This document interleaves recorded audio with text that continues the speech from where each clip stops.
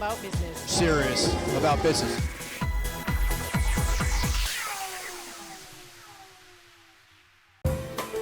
Welcome to BATV's coverage of the launch of F. Staple and Associates Limited, the local agents of the University of Leicester. I am Tanika Bennett and I'll be your host. Stay tuned for all the highlights. It's the official launch of F. Staple and Associates Limited, who is, by the way, the official agent for the University of Leicester for not only Jamaica, but the Caribbean. You're in for a great evening, that much I can tell you. We would like to thank all the persons instrumental in making this event a success. This is an important moment in history. It is one that we will never see again, the launch of Miss Staple. Wouldn't you agree? Yes. One that we will never see again. And so we are here tonight to celebrate with you, Francine, as well as partake in fine wine and cheese. How can I forget? But I just want to say to our beloved friend, because we're all here celebrating with her as she embarks on this wonderful journey. Who you're seeing here is who is here to support you. And we thank God even for the strength and the mind to be here, our creator. EduCenters Francine is therefore proud to partner with you on this journey. Francine, F. Staples and Associates, I declare, they said speak it into being, will be a success. We are looking forward to greatness and a good partnership. They say teamwork make the dream work, but it's not just a phase, because teamwork does make. Have you ever tried pushing anything by yourself and get a little help? No, the power that help does. Teamwork does make the dream work.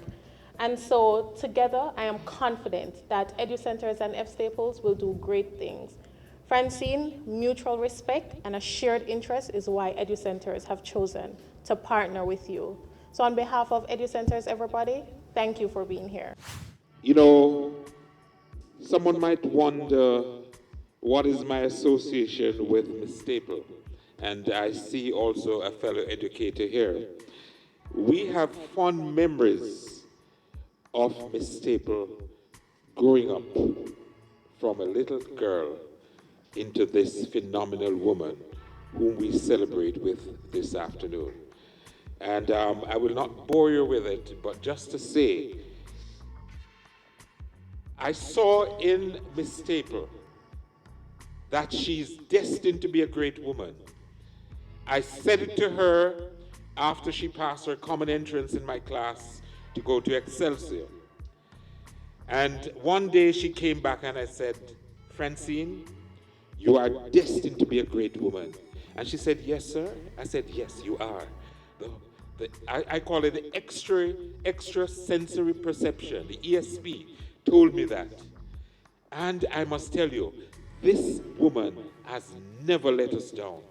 She goes leaps and bounds. And the thing I like about her, she maintains her humility.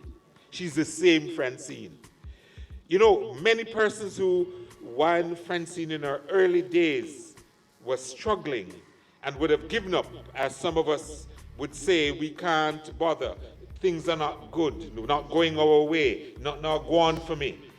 Francine was one of those who said, I can achieve, I must achieve, I will achieve.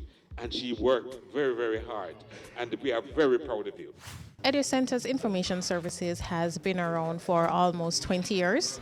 And we are not just a training and development company, but we believe passionately about transferring knowledge.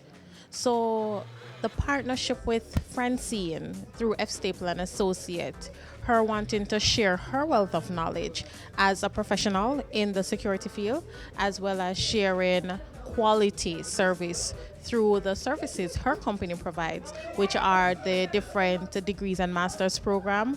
EduCenters found pleasure in partnering with her.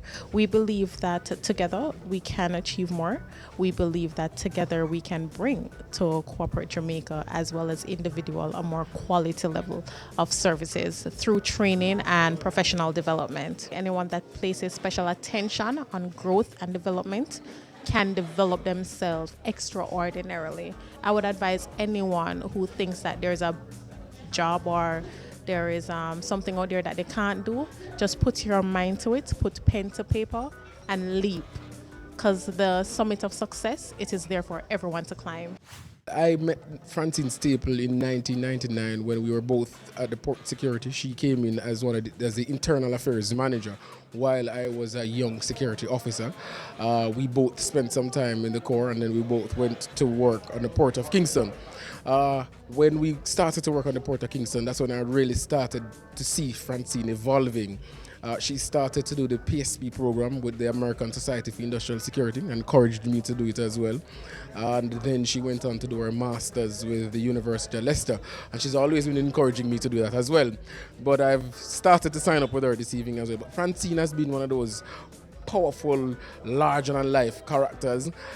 She has really gone through a lot and overcome a lot. And to see where she is tonight, I'm extremely proud of her, and I've drawn some new energy and some good vibe from her going forward, and I can use some of that for my own personal development, of course. I think the business that she has chosen to venture in is excellent. It's right up Francine's alley. She has the years of experience, and one of the things she has been able to do over the years is she has created very good networks. So she has stakeholders all over the place, and Francine has been able to garner a loyal fan base. She has all of these people, all of these places strategically placed. So I think she'll do extremely well. She will do extremely, extremely well. And on that note, we take our first break, but don't go anywhere. Much more to come after this. Doggin Global Business Process Outsourcing. Doggin Global can help you with your day-to-day administrative and secretarial needs.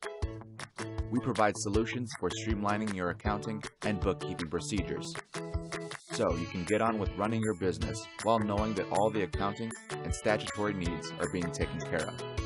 Our BPO services include the following: bookkeeping, preparation of budgets, management accounts, and periodic financial analyses, provision of temporary or part-time accounting assistance, design and implementation of accounting systems, preparation of accounting manuals, payroll services, corporate secretarial services, assisting clients with their business entry strategy into the country, setting up new legal entities, maintaining minutes and other legal documents, non-executive directorships, preparing and submitting annual returns. For additional information, contact us at email info@doggin.global, website www.doggin.global.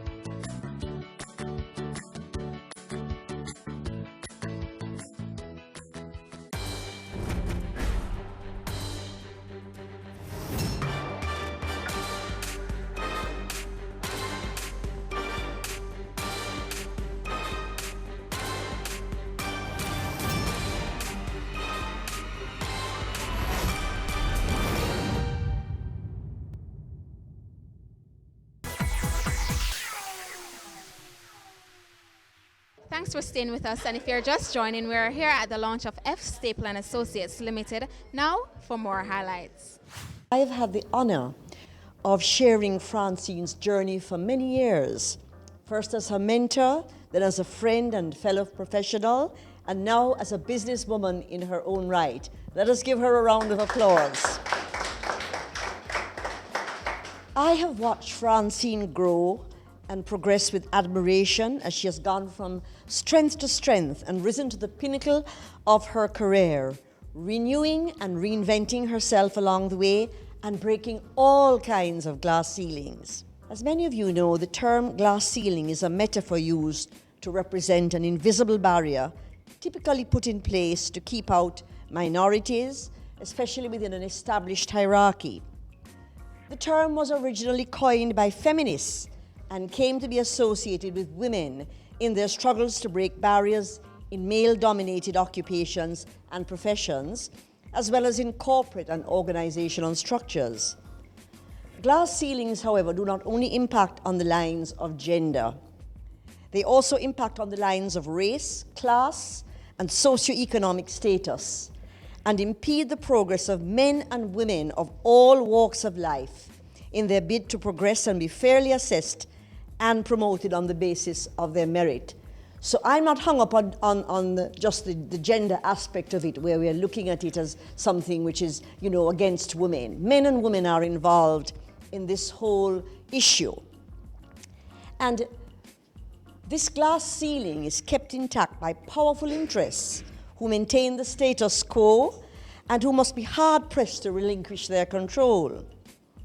Indeed, if we look at our own Jamaican experience, we will see that it was not so long ago when women were denied access to management and a range of other occupations, when people of color, be they black, Indian, or mixed race, could not work in certain institutions such as banks, and where even simple jobs could only be accessed by people from higher socioeconomic backgrounds, all through the old boy network and proverbial old school tie.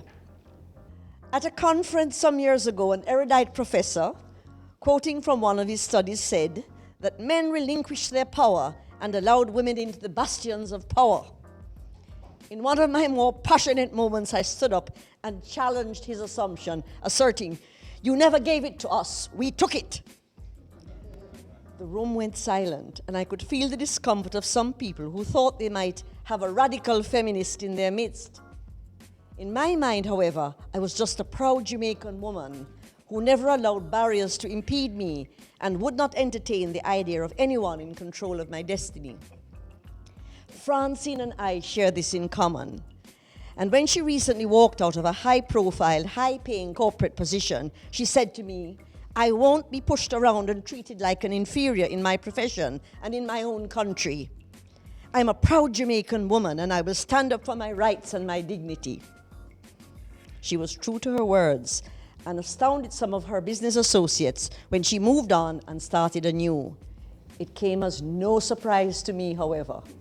Today, although women can celebrate the fact that we have made strides in breaking some glass ceilings, there are still many barriers to break. And this is, again, I said, is not just women trying to break these barriers, it's men as well.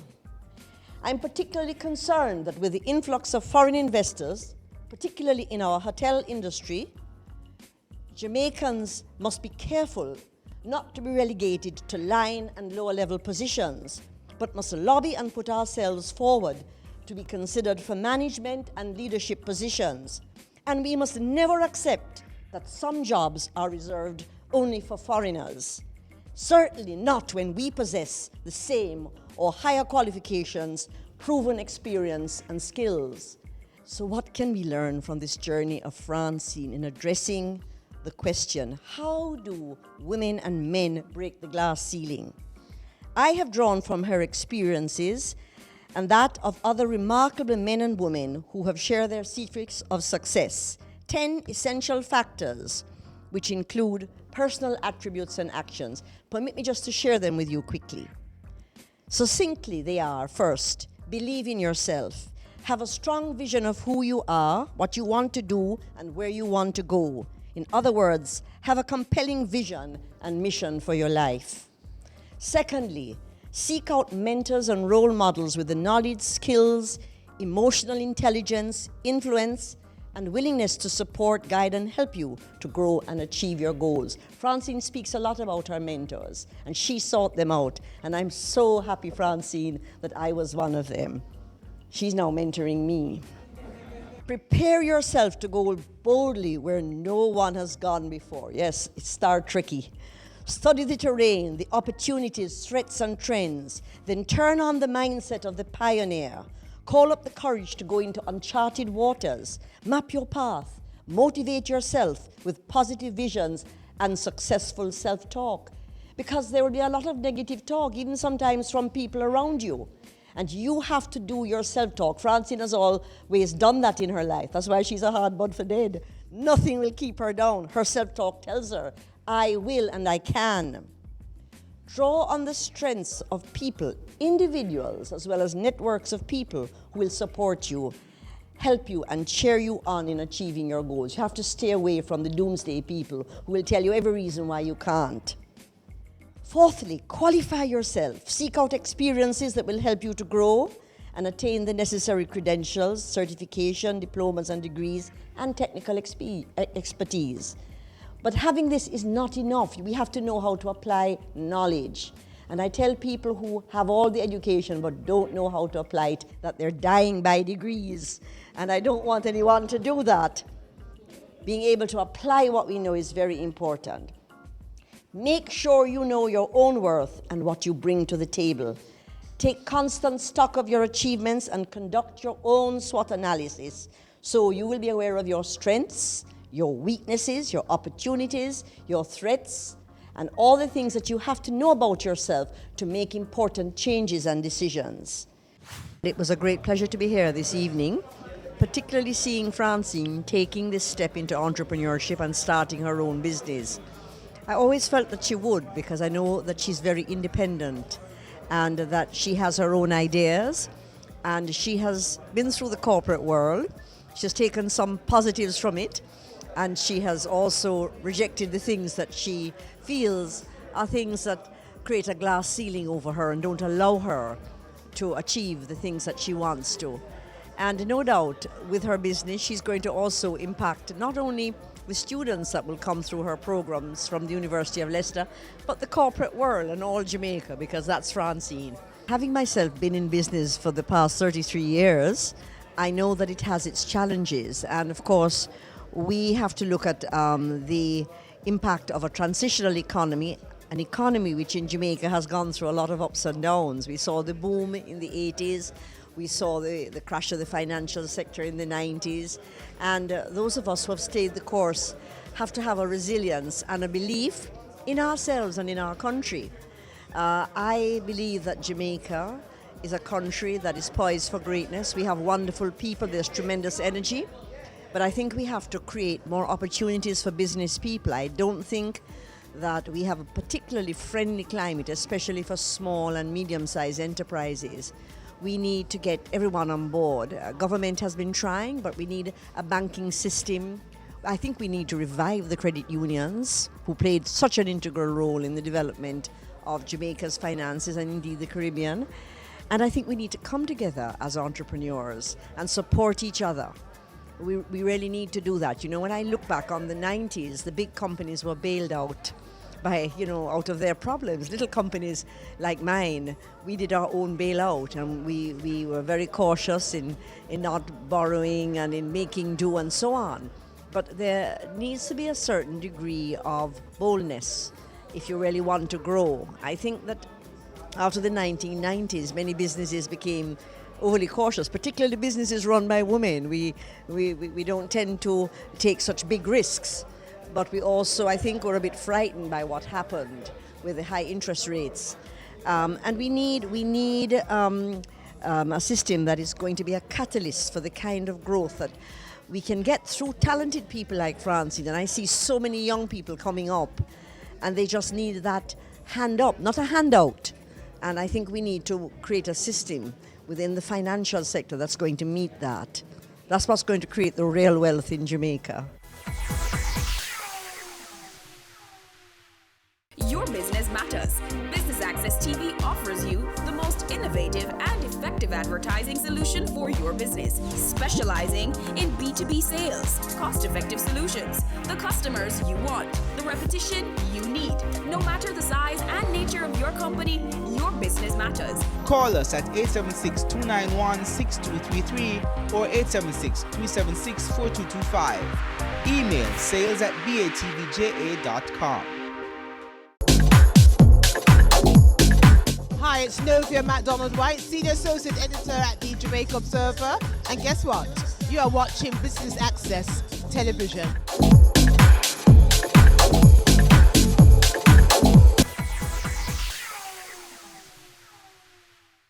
Thank you for being here this evening, sharing in my launch of my business. Of course, it was told to you that it's a limited liability company.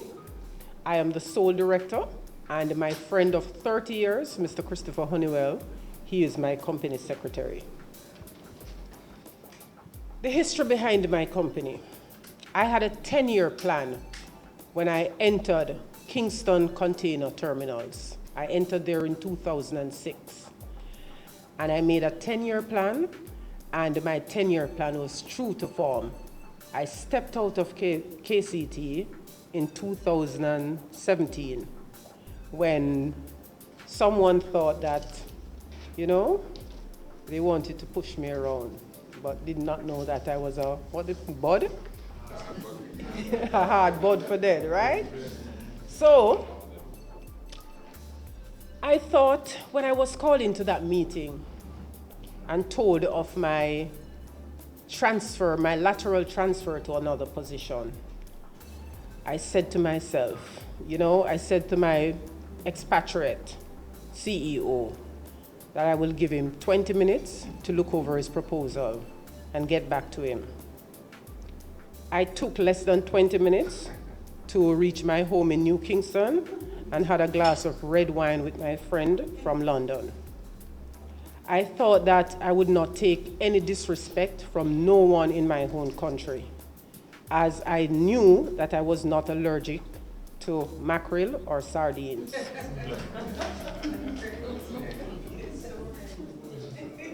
I realized there was a game being played by so-called powerful men, and I decided I did not wish to be around that game of dominoes. I went and applied my trade in education as I planned. Little did I know that it was another game of dominoes. I then decided it was time for me to play my own game.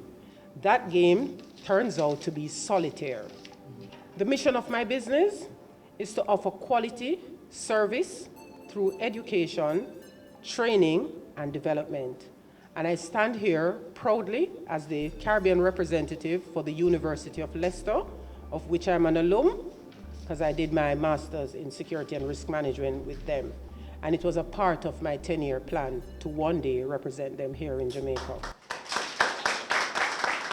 I sought to single-handedly approach the University of Leicester based on the quality of the product that they offered whilst I was doing my degree through distance learning. The other core function of my business is really training and development. Training and development is very important. Do not always rely on your employers to send you to training. You must invest in yourself and do your own training. And it is also important to make EduCenters one of your areas that you come to do your training and development, because it is a course that you're charting out for yourself, because the world is a global space and no one individual can fill that space. It is important to individuals and company owners that they have trained, well-trained and developed professionals within their midst. Training and development may not seem relevant today, but it will be relevant tomorrow. Don't delay what you need to do today by leaving it for tomorrow, or it never gets done. Never be a put-off Paul or Pauline.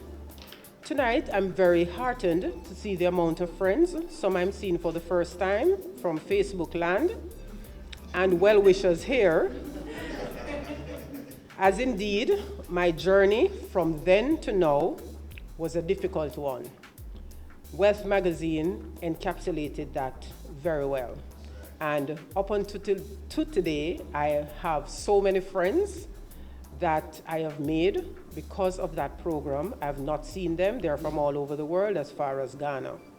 People who appear strong can equally be broken. The strength overpowers the latter, all the time through God's grace and mercy. I will tell you, when you come upon those negative persons, you don't usher them out, but you pray them out. Know when the Lord is preparing you for greatness. All the termites will be coming out of the woodwork. Some you will spray, and they die. Some won't, so remember this. In order to be great, you must display strength.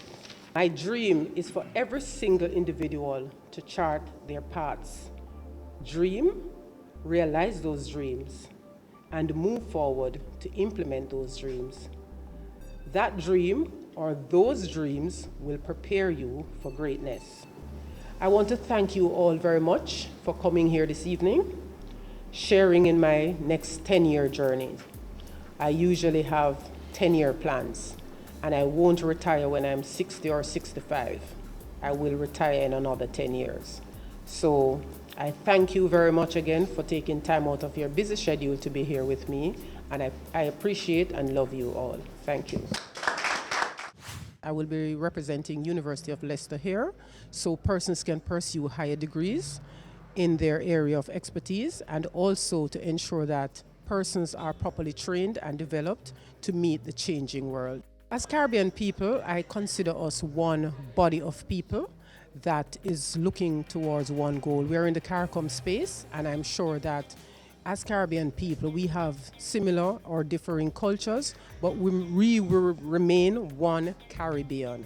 And of course, going into the Caribbean to spread the educational knowledge that University of Leicester has to offer, it is important that I not only represent Jamaica, but I'm also proud to represent our Caribbean people. I'm basically the liaison for University of Leicester here.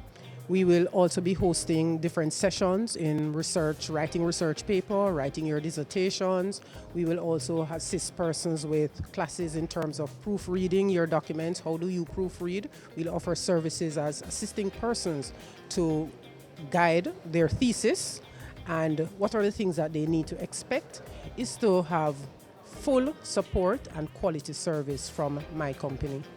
I have gone through University of Leicester doing their Masters of Science degree in Security and Risk Management, and I can tell you, class, quality not only education but quality service. I thought that my money spent there was money well spent. Their support base in terms of managing your educational opportunities, managing your papers, they were always there. Your email sent, you're responded to immediately.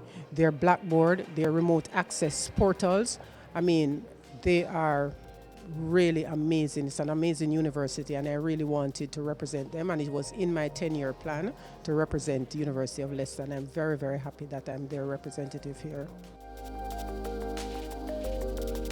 And that brings us to the end of BATV's coverage of F. Staple and Associates Limited. Until next time, I've been your host, Tanika Bennett, inviting you to stay tuned to Business Access TV, serious about business.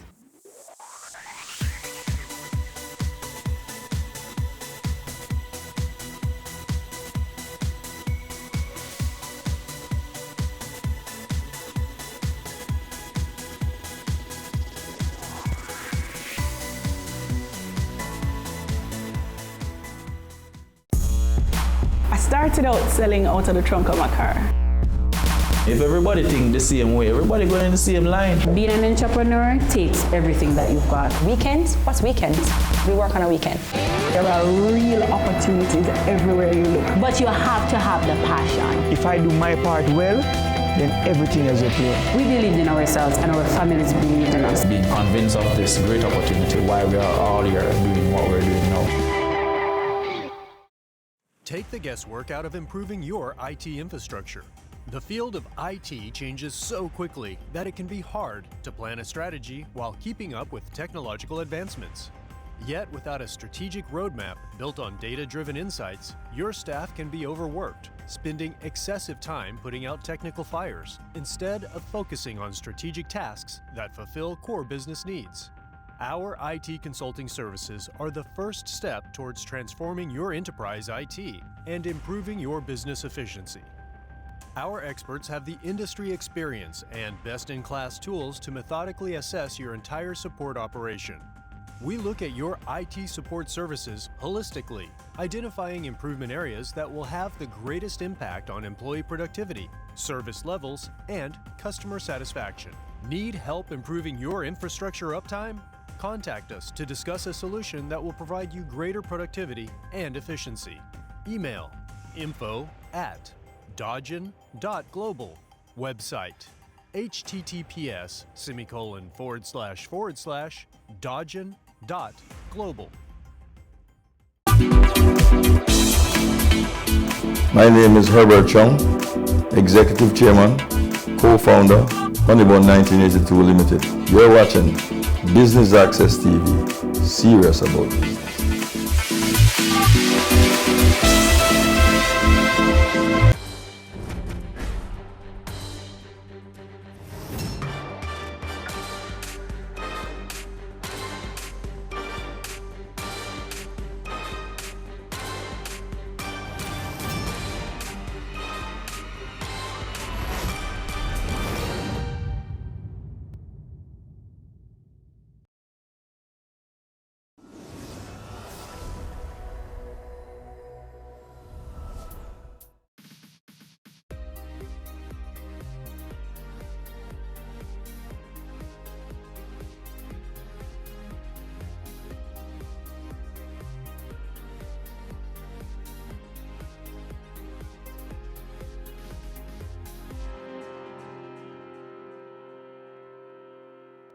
If you have to move about because of urgent business, if you have to move about to secure the necessaries of life, if you have to move about to get some exercise for your own health and sanity, that you do so observing strictly the hygiene practices that are recommended. The hygiene practices Prime Minister Andrew Holness is referring to include frequent hand washing with soap and water, and the use of hand rub with 62% or more alcohol base, covering mouth and nose with tissue or the bend of your elbow when coughing or sneezing, and avoid touching your mouth, eyes, or nose.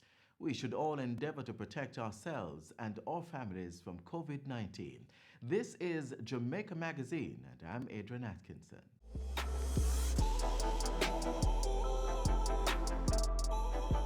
The government has been working overtime to stem the spread of COVID-19 on the island. Containment measures include the imposition of a curfew from April 1 to 8 between the hours of 8 p.m. and 6 a.m. the following day. Watch as the state shares more information on this and other measures. Last week, we gave a direction to the Ministry of Health and the police force to work together with PICA and Custom to establish a list of persons who came into the island on or after the 18th of March, and that list is a comprehensive list, as comprehensive as we could get: name, passport number, and address. That list is then matched against those persons who have contacted the Ministry of Health, either through the telephone numbers which have been given, the email address which has been given, or the Jam COVID website. And we are now examining the records at the local health authorities in the various regions, because persons may have called in to those regions as well. And once we collate that, which we are now in the process of doing, we will take those persons off the list that we have of persons coming into the island. So now we will have a net list. Persons who have not reported are, at this point, and from the time they have not reported, in violation of the order that requires them to report, and violation of the law, that is the Disaster Risk Management Act, can result in a fine of up to $1 million and imprisonment or imprisonment. Most of the cases that we are seeing now are cases that have come into the island during the period that I have mentioned. That is between the 18th of March and the 24th. And the other cases are related to them. So the potential for spread and exponential spread is now directly related to that population that came into the island. Now, it is not all bad news. We have a record of 460 persons who have called in to the Ministry of Health. That number may grow as we search through the other databases. And I want to thank those people who exercise their good conscience, their good judgment, a high sense of patriotism, a high concern for individuals themselves and others, done their civic duty. They have isolated, stayed at home by themselves. They have sent home their home staff or other family members, sent them away. And they have reported their situation to the Ministry of Health. That is what we want to see our Jamaicans do. It pains my heart to having to read this, that we are going to have to go door to door to find, to literally pull resources from other areas which they are needed to do this, when all it requires is a simple phone call to 888-1LOVE, or to go online to jamcovid19.moh.gov.jm and fill in the simple form.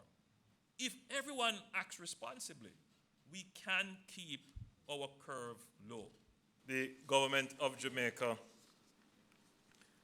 will extend the period of closure of our borders to incoming passenger traffic. We continue to refine protocols for the eventual controlled entry of Jamaicans. Additionally, the government of Jamaica, on the advice of the Ministry of Health, will extend the quarantine of the Corn Peace community for a further 14 days as it relates to the stay-in-place orders that have been given. People refer to them as the curfew orders that have been given. Let me say that I'm generally satisfied with how Jamaicans have responded. And I think all Jamaicans should have a sense of pride in how we have responded. Just that one act of staying home at night, when maybe we should all be staying home anyway, but that one act would have slowed transmission. And for those who would want to violate, for those who would want to show hubris that they can flout the law, the state of Jamaica is going to show with deliberateness that we can enforce our laws. That we have completed the first phase of a sanitization and cleaning program of all our infirmaries and golden age homes across the country. We employed 100 additional temporary workers to maintain the cleaning program in the facilities, and this will be accommodated over the next 8 weeks. Additionally, we have installed all the mechanisms and washing and sanitizing facilities. We have put in the necessary infrastructure to ensure that the 1,700 residents in our infirmaries and golden age homes are kept in excellent condition. We have started the program to ensure that all persons, as we had said before, visiting the facilities go through the necessary checks and balances to ensure that they are in good health, and we still maintain the restrictions on visits and admissions to our infirmaries and homes over the period.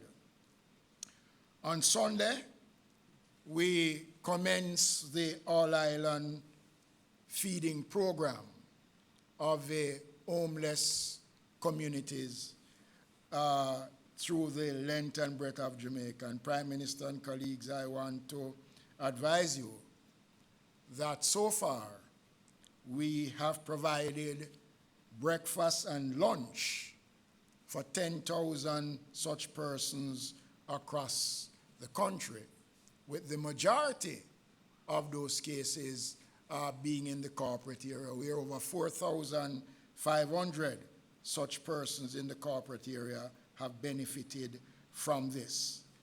The ministry have also rolled out the program to take care of the outdoor poor, and I must say that within the first week of this program, we have reached some 22,000 Jamaicans who are registered as outdoor poor, including the 1,700 in our infirmaries.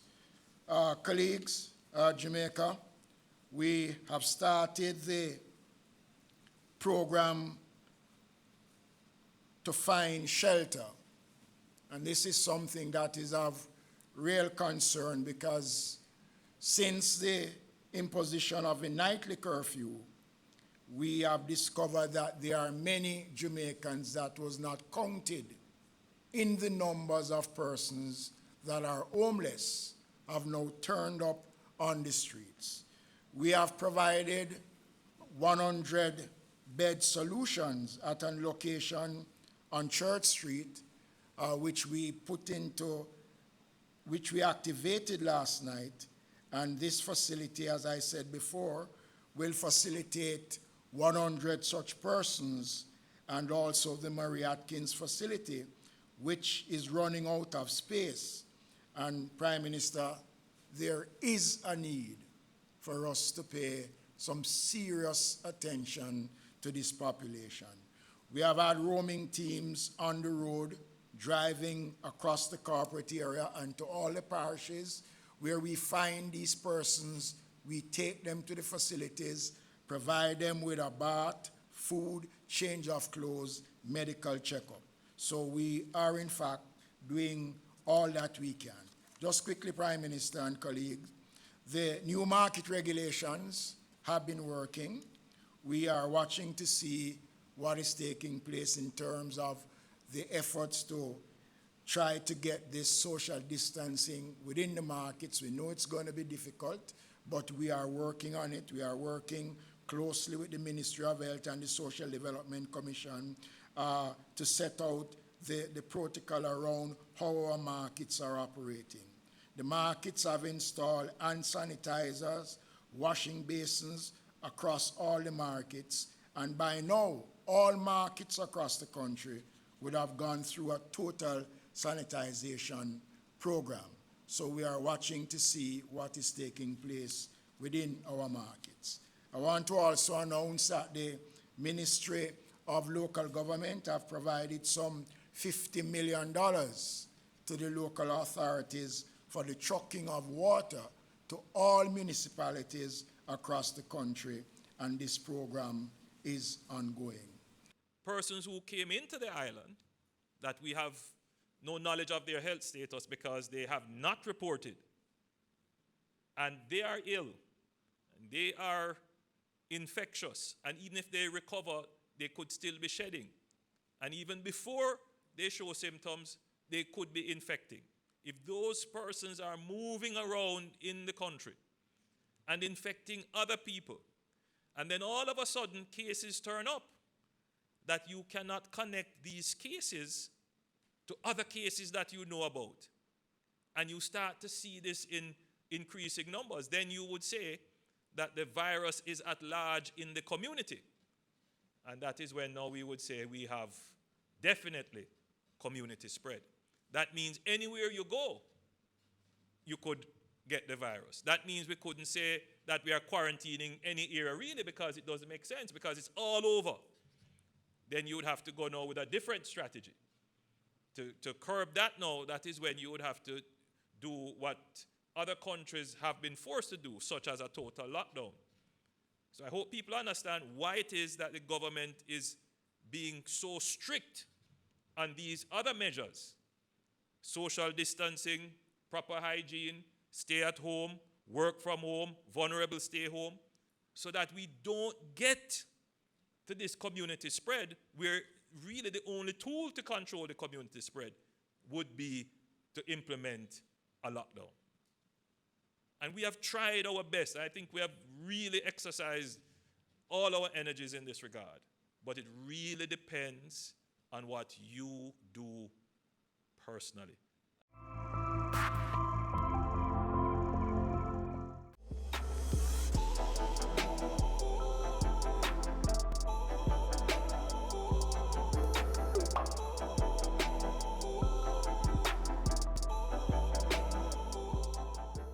We know you want to be the best parent to your child, so we've decided to share some useful tips to make this a reality.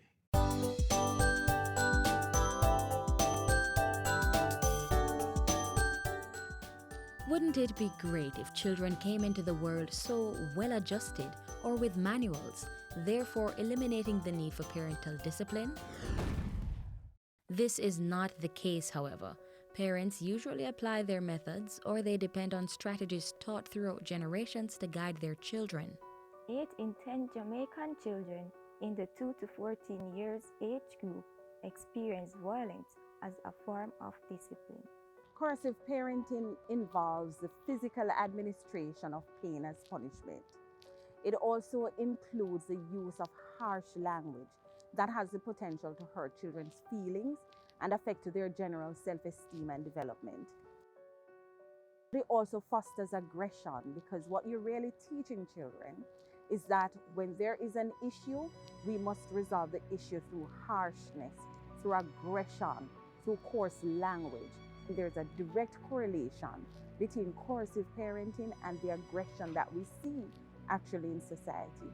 Damaging disciplinary practices have moved outside of the home and into the national consciousness. The time has come for the Parliament to have a debate on this issue and finally declare corporal punishment at an end, both within public institutions and as a means of discipline available to parents. I think it would be a forward-leaning step in making a stance against violence generally, and it would send a powerful message about the state respecting the inviolability of the person, whether or not that person is a child or an adult. Children need guidance, and many wonder if not with the rod, then how? Enter the National Parenting Support Commission, NPSC, an agency of the Ministry of Education, Youth and Information. The ministry established the commission in 2012 to provide parents with the requisite skills and tools to raise children. We work at 3 tiers. We work at home, school, and community. Our first and most important priority, however, is to ensure that we're fostering the home-school relationship. We must ensure that parents as key stakeholders feel involved in the entire process of educating their children. Now, to do this, the Commission assists parents in several ways, including providing psychosocial support, assisting parents with understanding the teaching-learning process, and conducting parenting education programs. Through our effective parenting courses, we push proactive strategies. In other words, you are going to put structures in place before behaviors that you don't desire actually show. Parents and guardians should consider the child's developmental stage when determining the best method of guidance.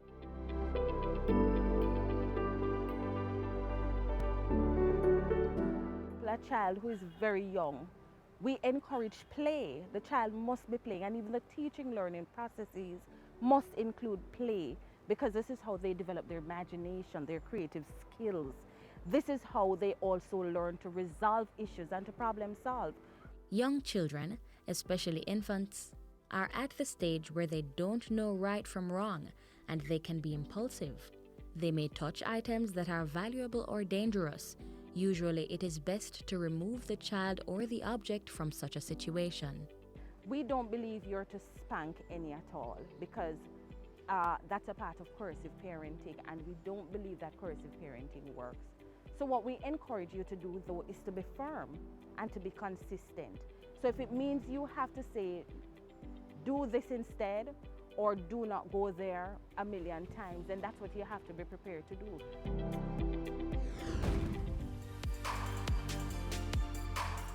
The teenage years can challenge both children and parents.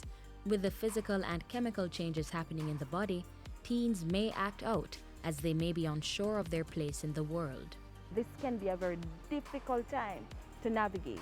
So we ask that you start relaxing some of the very stringent rules, and you also have conversations and you compromise. And to address challenges, caregivers can remove privileges.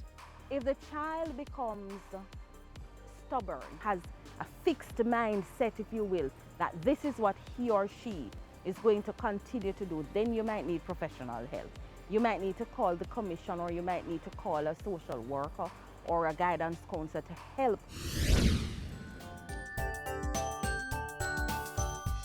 Being a proactive parent means setting clear boundaries, letting children know what is acceptable behaviors and why rules are in place.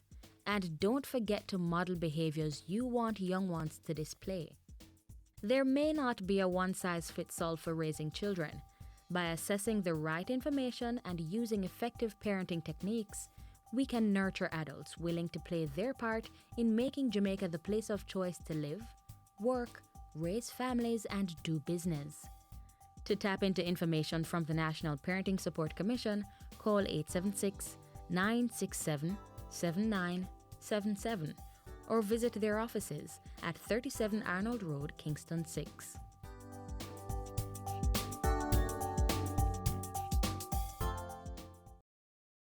The safety and well-being of persons with special needs, such as the elderly and persons with disabilities, continues to be a major priority for us at the Ministry of Labour and Social Security. We are making an impassioned plea to our senior citizens and persons with disabilities and their families and caregivers to exercise care and caution to protect themselves from this novel coronavirus. We are also urging all Jamaicans to be aware and follow the information from the health authorities. Wash and sanitize your hands regularly and practice social distancing. If you have any queries or special need assistance, please contact our toll-free COVID-19 emergency lines 888-429-5657-9. And you can WhatsApp us on 876-582-8988. We have a responsibility to work together and ensure that we have a healthy and safe environment for all of us in Jamaica. Even as Jamaica steps up its fight against COVID-19, government is also scaling up activities to tackle incidents of domestic violence. If you or someone you know is experiencing abuse, call 876-553-0372 or 876-553-0387 for help.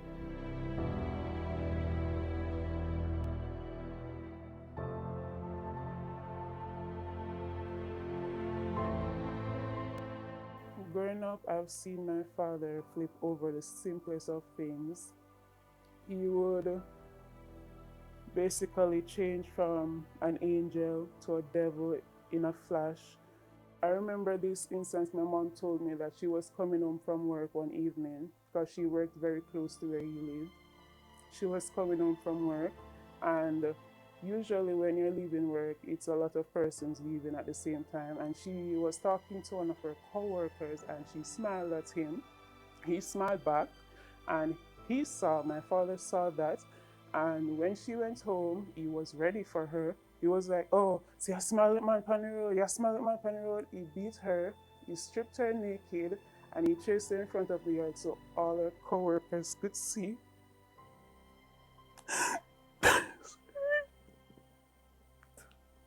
So all her co-workers could see her.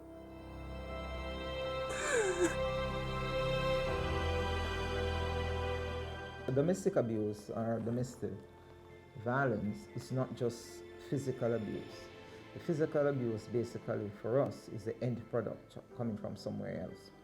So you have stalking, you have intimidation, you have threat, you have psychological abuse, the one that I'll tell you, I play on your emotions as to what I can do. It was known to everybody that this was the type of person she was dating, this was the type of man he was. Even the security at the gate, the manager, everyone. So it's not like her life was a secret. If she could not have any friends. He was the only person she could talk to, go anywhere with.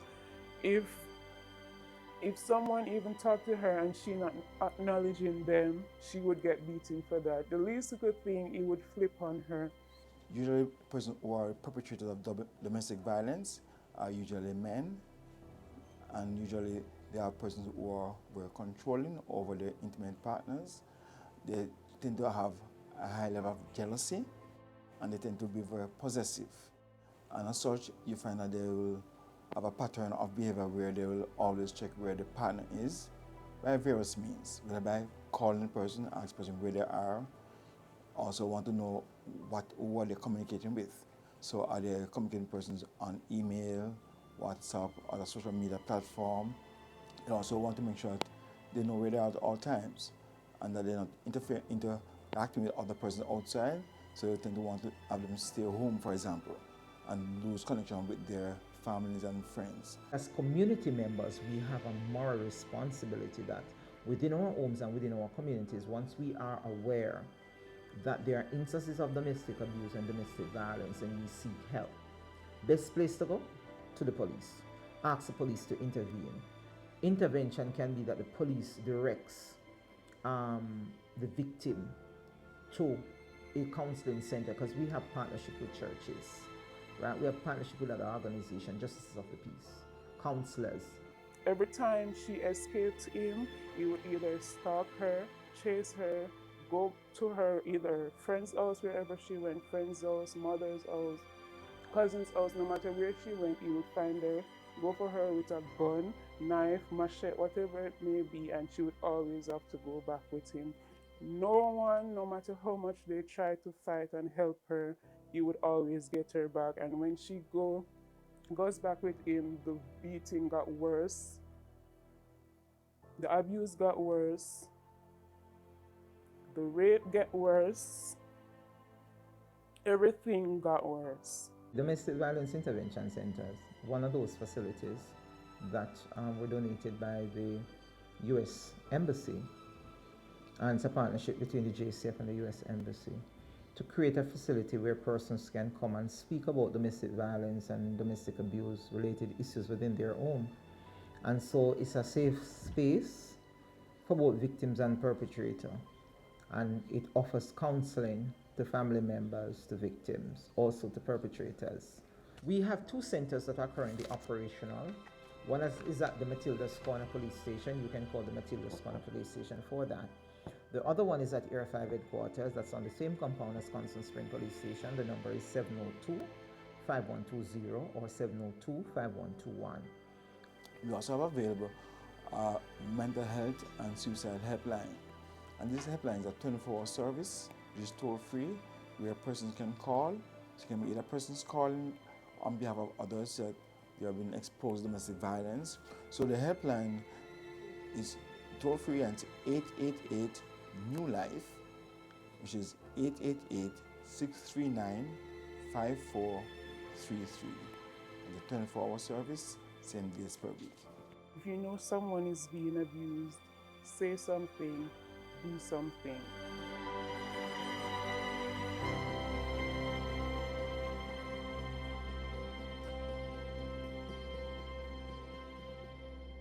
And that's where we leave you on today's edition of Jamaica Magazine. Stay on top of all the useful COVID-19 related information.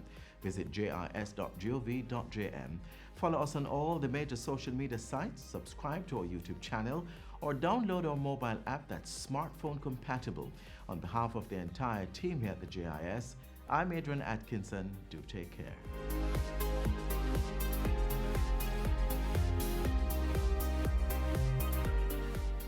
This has been a production of the Jamaica Information Service. the voice of Jamaica. I started out selling out of the trunk of my car. If everybody think the same way, everybody going in the same line. Being an entrepreneur takes everything that you've got. Weekends? What's weekends? We work on a weekend.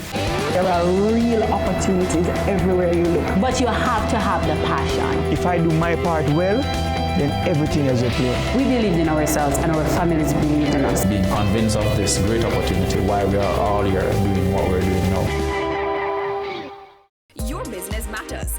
Business Access TV offers you the most innovative and effective advertising solution for your business, specializing in B2B sales, cost-effective solutions, the customers you want, the repetition you need. No matter the size and nature of your company, your business matters. Call us at 876-291-6233 or 876-376-4225. Email sales@batvja.com.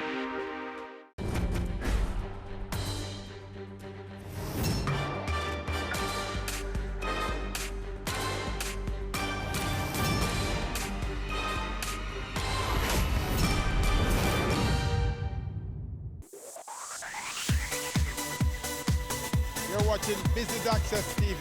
Business Access TV. Business Access. Business Access TV. Serious. Serious. Serious about business.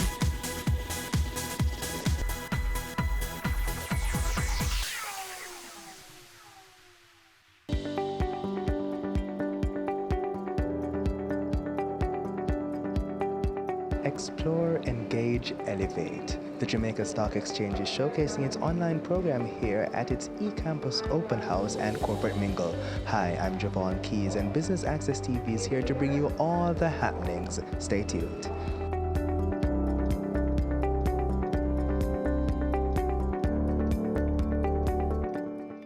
The first segment of our program is the Open House, where the Jamaica Stock Exchange will be introducing its postgraduate certification programs offered through its eCampus. Mrs. Marlene Street Forrest will bring greetings.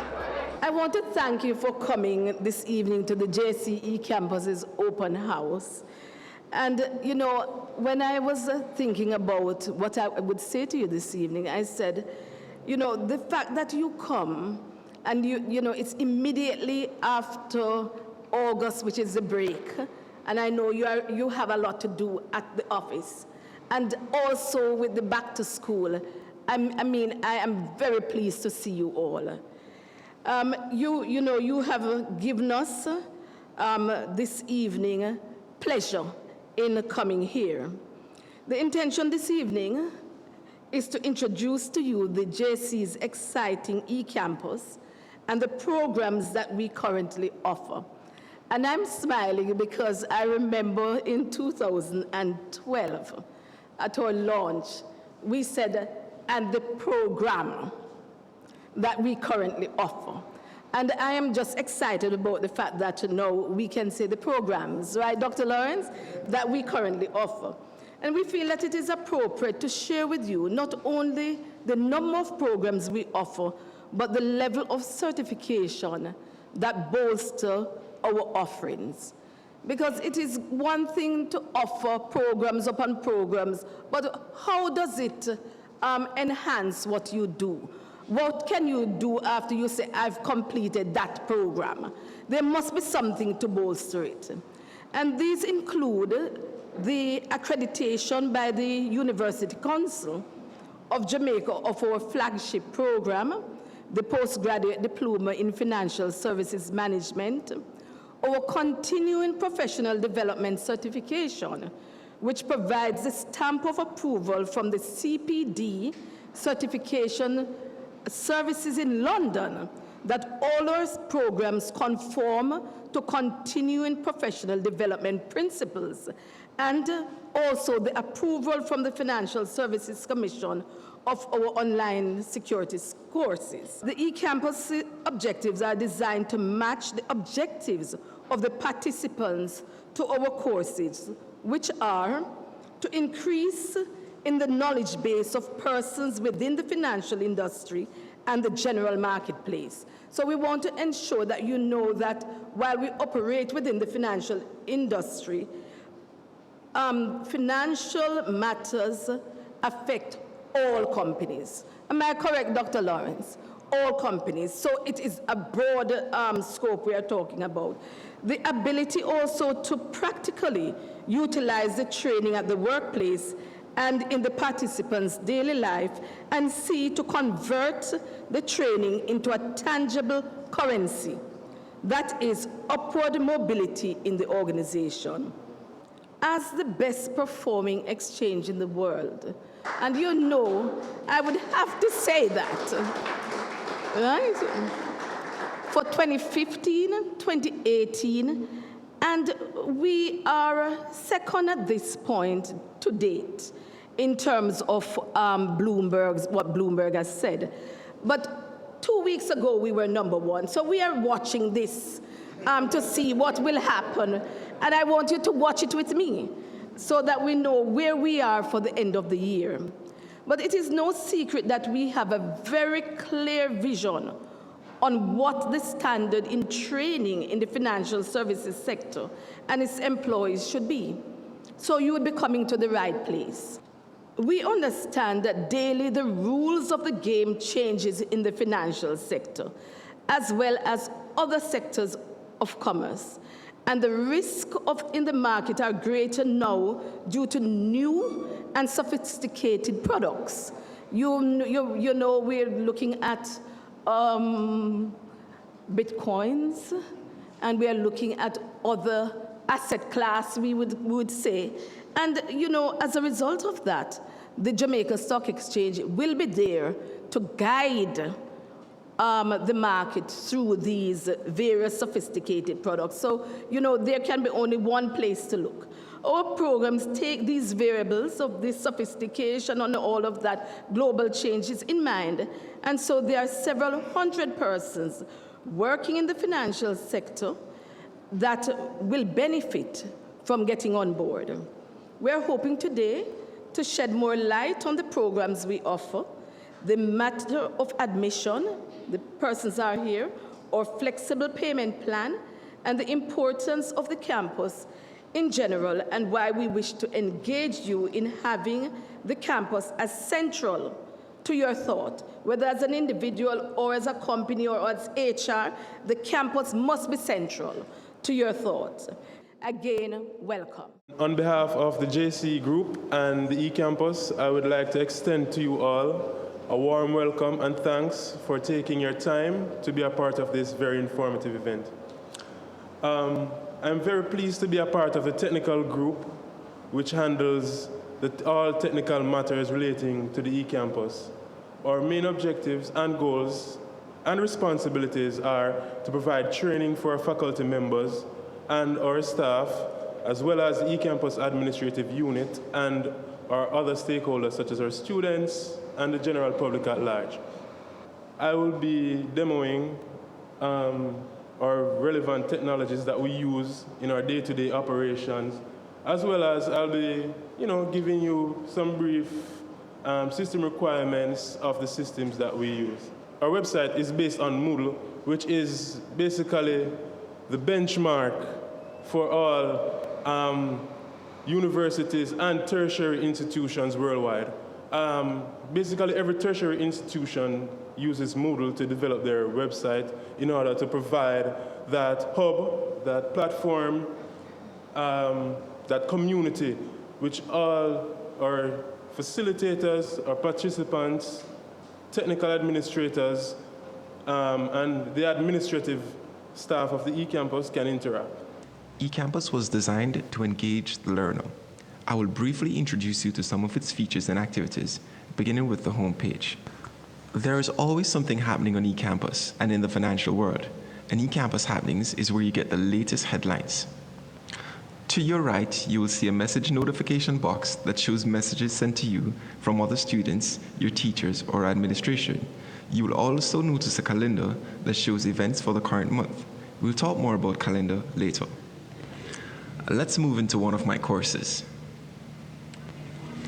To your left and to your right, you will notice several boxes that show you the latest news, all the course activities, upcoming course events, and others. You will notice that the course has an introduction. This section gives you all the information you need to know on the course. This section will also be updated to provide you with the latest information of most importance to the course material. You will also notice that the course has a general chat room and a general forum, two great ways of communicating with your peers. The forum lets you view topics created by teachers and other students. You can also create your own topics and comment on open ones. This is a great way to post general questions to your class members.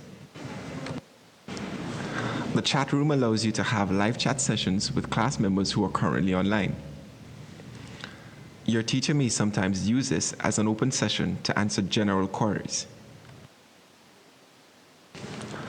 Let's now look at assignments. Assignments are given with clear instructions and may sometimes require you to submit a file. A file can be in PDF, Word, Excel. It all depends on what the teacher instructs you to do. And for the real deal, the course content. Content is delivered in video and audio. It lets you pause, skip, go back, and continue from wherever you left off the last time. The beauty about this experience is, if you didn't get the lecture the first time around, you can always go back and watch it again for as long as it's available. And let's look at the quiz. You get instant feedback as you answer each question, and your grade is known immediately at the end of each quiz. Didn't do so well? Don't worry. You get 3 attempts, but keep this in mind. The final grade will be the average of all 3 attempts. This is an online course, but you still get to see and talk with your lecturer. Each course has at least one web meeting session with your lecturer. In this session, the lecturer can share his screen with you as you work through a problem. He may also give you the floor so that you may be seen as you speak to the rest of the class. This is all for now. Thank you, and enjoy your eCampus learning experience. The next video I'll be presenting is our web platform.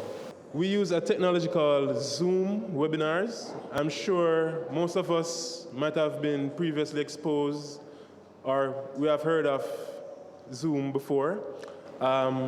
It is a very interactive, collaborative tool that's very easy to use.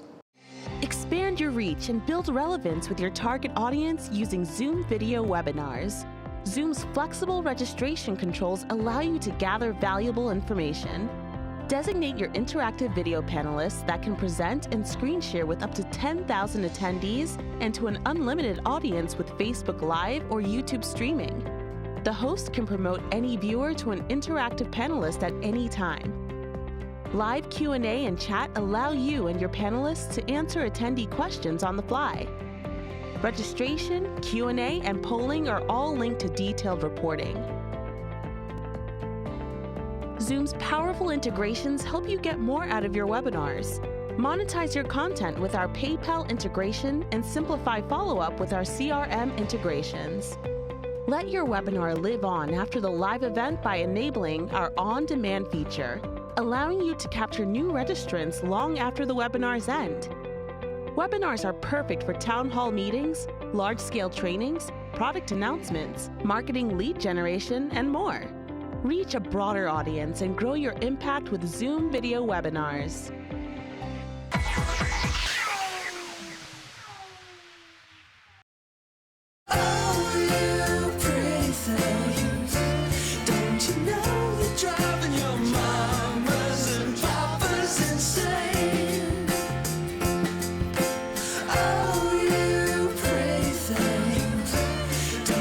Great design is not only how things look, but also how well they work. The GLC, more than meets the eye.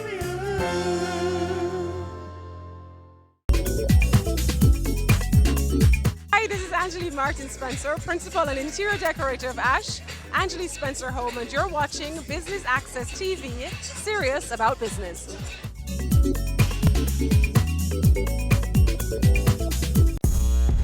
I started out selling out of the trunk of my car.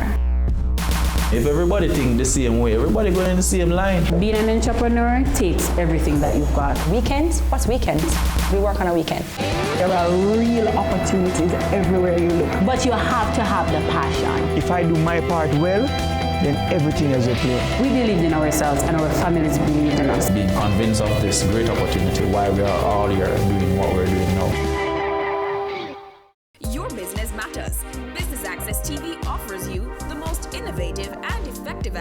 advertising solution for your business, specializing in B2B sales, cost-effective solutions, the customers you want, the repetition you need. No matter the size and nature of your company, your business matters. Call us at 876-291-6233 or 876-376-4225. Email sales@batvja.com.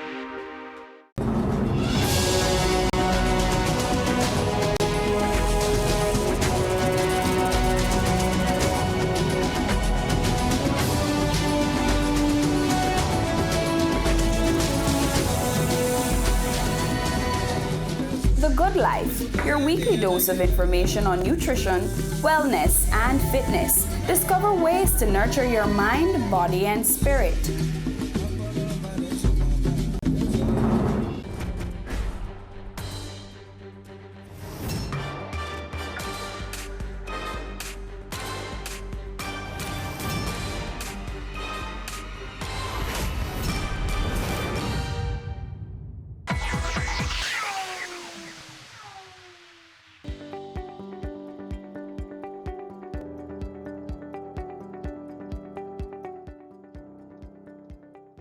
I never thought I'd hear the day when blackberries are archaic. It just goes to show that we have to keep up with the times, you know, and the product that the JSE campus has, this online professional development platform, is keeping up with the times. People want what they want, when they want it on time, and they want it delivered in a convenient manner.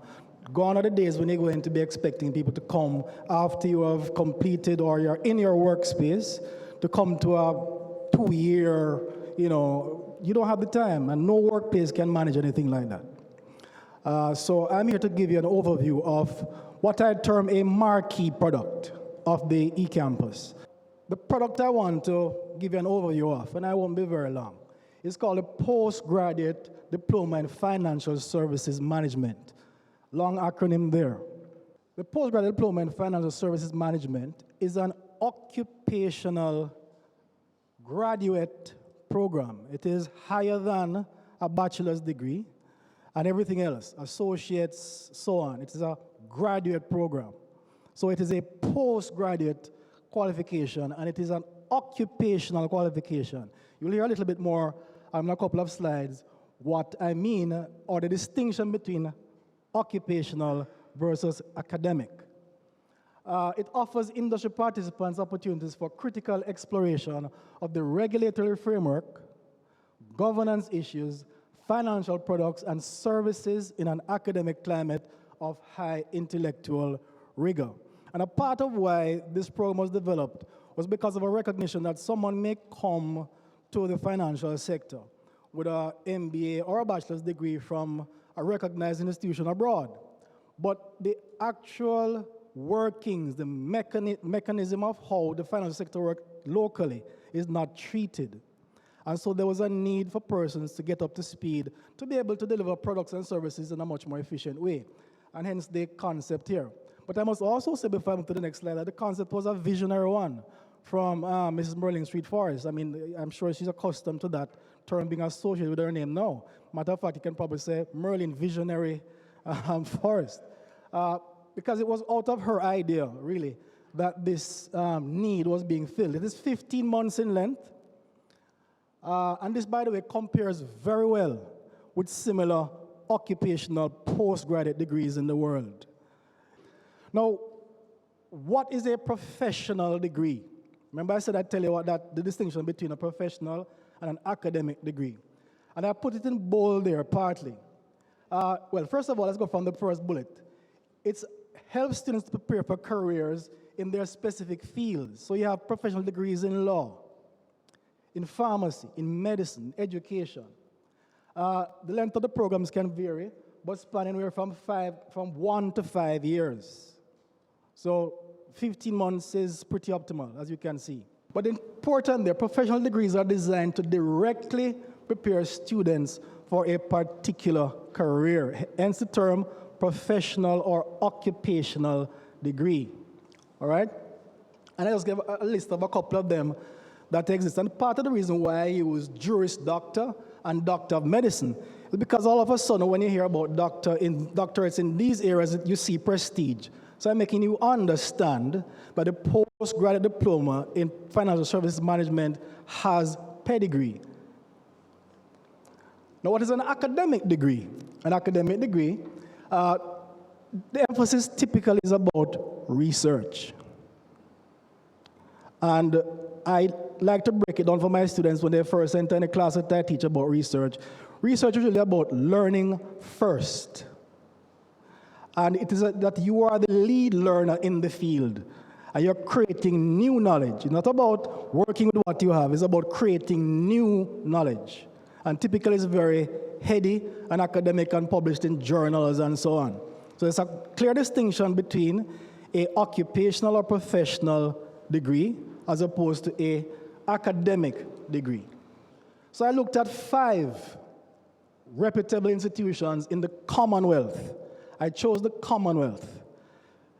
The United States of America tends to have all kind of variants, but I wanted a system that we could compare to ours. So I looked at the UK and Canada, and I'm sure you recognize some of these institutions here. There's the Seneca College of Applied Arts and Technology in Canada, Oxford University, the #1 university in the world, bar none, University of Salford, Manchester, London School of Business and Finance, and the famous London School of Economics, and Douglas College. Douglas College is Canada, Seneca College, Canada, the rest obviously in the UK. They have those products there. And you can see the terms are very, very similar to the one that we have. The overall offerings are also very similar, okay? And look at the costing. You can't beat what we sell here. The role and function of the Jamaica Stock Exchange is very similar to the role and function of the UCJ, University Council of Jamaica. What both institutions have in common is that they tell potential stakeholders that you can trust this organization. So you are listed on the stock exchange, these people can be trusted. They won't be fly by night and take your money and disappear. And you know what I mean. The UCJ is telling us the same thing. Essentially, in an educational organization, you don't want to go and invest your time or your money in a fly-by-night organization. There's much more to it. But I'm saying to you, what UCJ says, you can trust this product. Now, it's important to note that whereas for the diploma, the postgraduate diploma, you need to do 14 courses, you may take any one course by itself.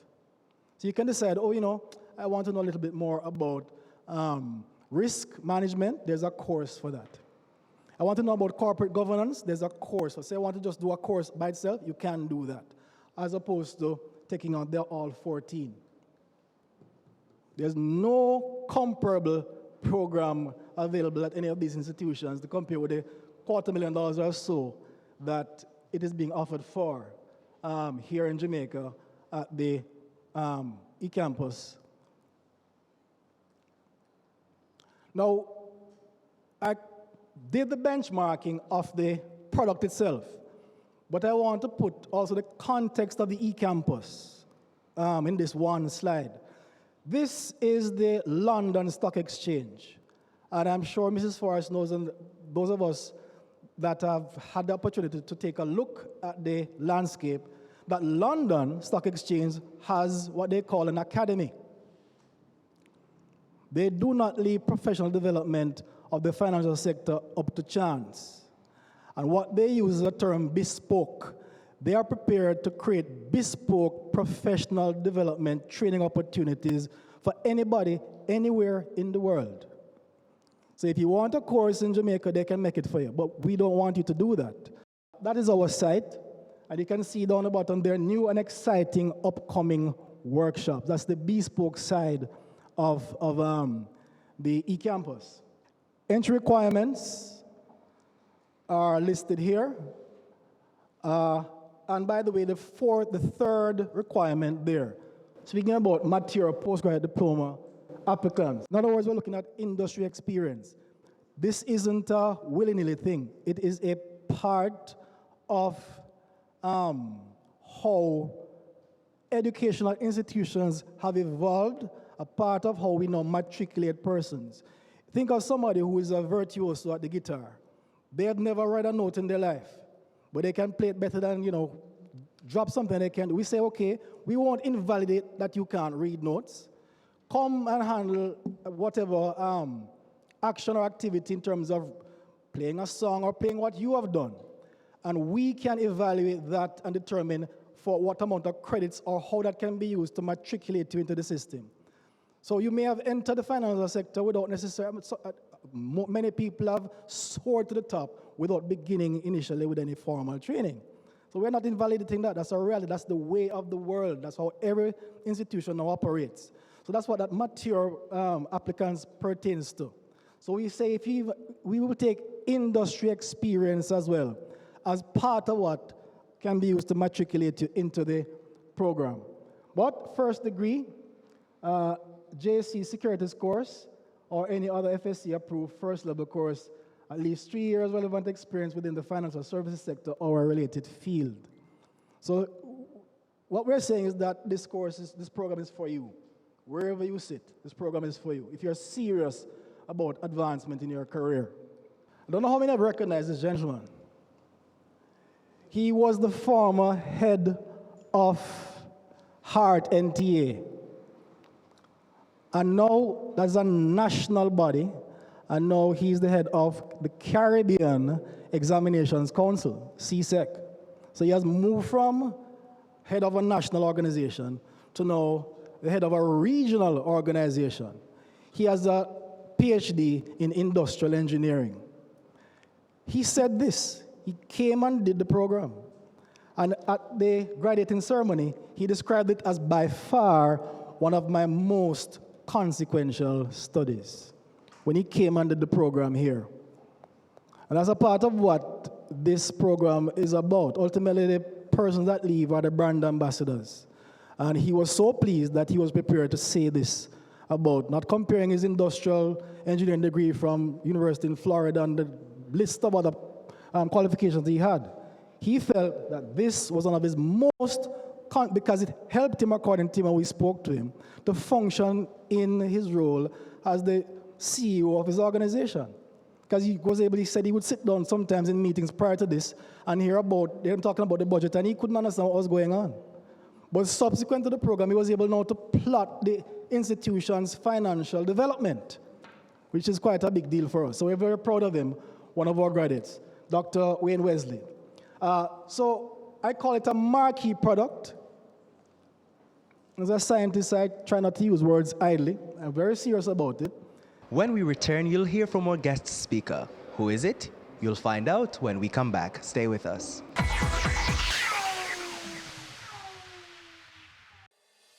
Cash flow and budgeting analysis. A business can be profitable and still run into trouble due to cash flow issues. We can forecast and evaluate your company's financial condition, estimate financing requirements, and track cash flow sources and uses. For more information and to discuss your requirements with one of our experts, please contact us today. Email info@